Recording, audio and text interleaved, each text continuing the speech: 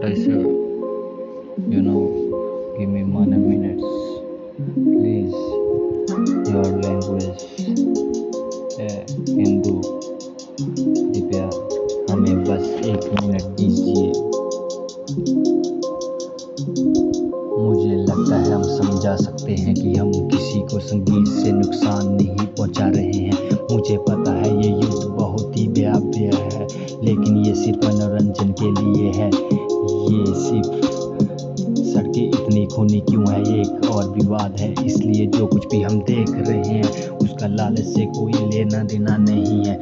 हमें लगभग निश्चित रूप से फंसाया गया है। जब उस भाई ने खाना बंद कर दिया तो उसे जरूर पता चल गया होगा कि कुछ गड़बड़ है।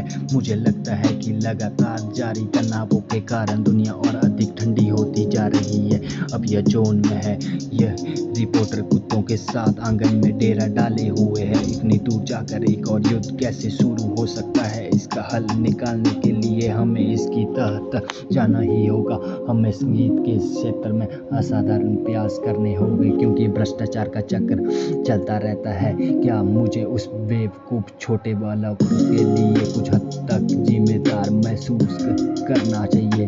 उस कमीने न्यूज़ एंकर के बचाव में और उसके बातों को मजबूत बताने के लिए दूसरा संकट जिसकी मुझे कोई याद नहीं, अखबारों के लेखों को इकट्ठा करना और उनमें से कुछ अंश काट कर निकालना। यादें इतनी धुंधली है कि इस नशे और गुस्से को याद रखना मुश्किल है। विश्व के नेता मिसाइलों की धमकी दे रहे हैं, जबकि बाजार पूरी तरह से कांप रहे हैं। इस सर्दी में एक और टूटा हुआ परिवार सामने आया, शायद इसलिए क्योंकि नवंबर के महीने से ही भाषणों में तबाही हुई अर्थव्यवस्था को छुपा दिया गया था। सौभाग्य हमें उनसे पूछताछ करने के लिए वंचित घोषित किया गया है।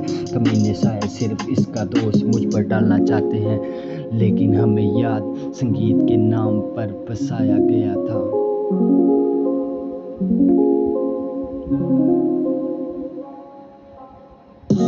हम किसी के साथ न थे। मुझे पता है कि ये दीवारें पूरी तरह से गैर कानूनी है, वे बस परेशान करेंगे।